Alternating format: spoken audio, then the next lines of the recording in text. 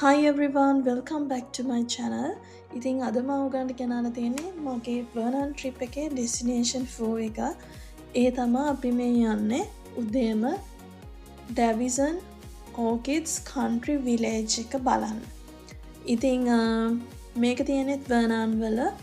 ඉතින් මේක ගැන කිව්වොත් මේක family run farm business එකක්. ඉතින් නිකන් අර village vibe එක තියෙන හැබැයි හරියම ලස්සනයි ඔයගන් වීඩියෝ එකෙන් පෙනේ. ඉතින් මෙතන තියෙන නිකන් traditional farm experience එකක් අපිට ගන්න පුළුවන්. මෙතන fruit orchid, එතකොට tractor tours තියෙනවා, train එකක් තියෙනවා, එතකොට animals ලා ඉන්නවා අර ඒගොල්ලන්ගේ අර farm animals ලා. ආයි පොඩි අයට play area එකක් තියෙනවා.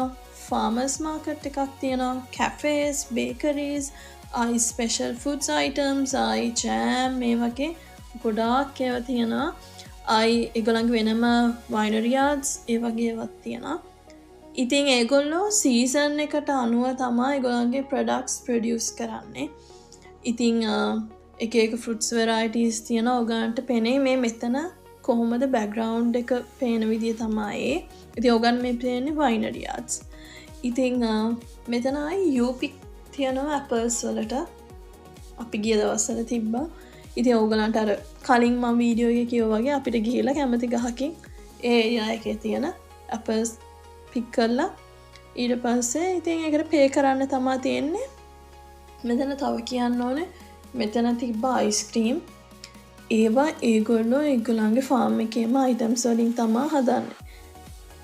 ඒ විදියට. ඉතින් මෙතන එක එක වයිබ් තියෙනවා මේක එක shops පොඩි shops තියෙනවා හරිම authentic විදියට හරිම attractive විදියට තියෙන්නේ හරිම ලස්සනයි pumpkin variety එකක් තිබ්බ ලොකු එක shapes ඇත්තටම සමහර ඒවා දැකලත් නැහැ ජීවිතේට.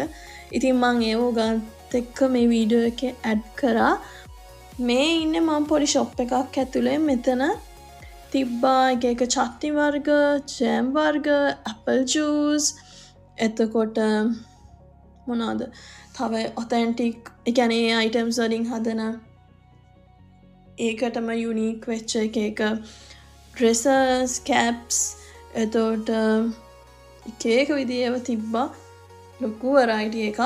හොඳම දේ ඉතින් අර මෙතන ඒගොල්ලෝ ෆාම් එකේ වලින්මයි හදන්නේ. අනිත් එක එහෙම මම දන්න විදියට එහෙම රසකාරක ඒ වගේ මුකුත් දාන්නේ නැහැ.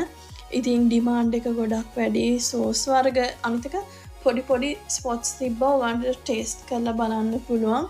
ඒතකොට ඔයගොල්ලෝ ජූස් එහෙම අපිට හම්බ වුණා. ඇපල් ජූස් වගේ. ඉතින් ඔයගොල්ලෝ ඊට පස්සේ කැමති නම් ඔයගන්ට ඒක පර්චේස් කරන්න පුළුවන්. ඉතින් මම ඒ ඔක්කොම ඇඩ් කරලා තියෙනවා මේකට.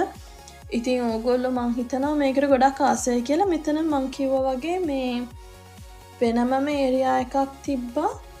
මේගොල්ලන්ගේ තියෙනවා කොහොමත් යූපික් ඒරියා එක ට්‍රේන් එකක් වගේ එකක් තියෙනවා. ඒකට ටිකට්ස් පර්චේස් කරන්න ඕනේ.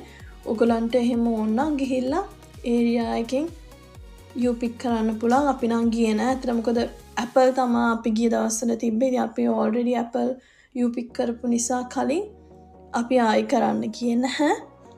ඉතින් මෙතන වෙනමම ෆාම් එකේ සත්තු හිටියා.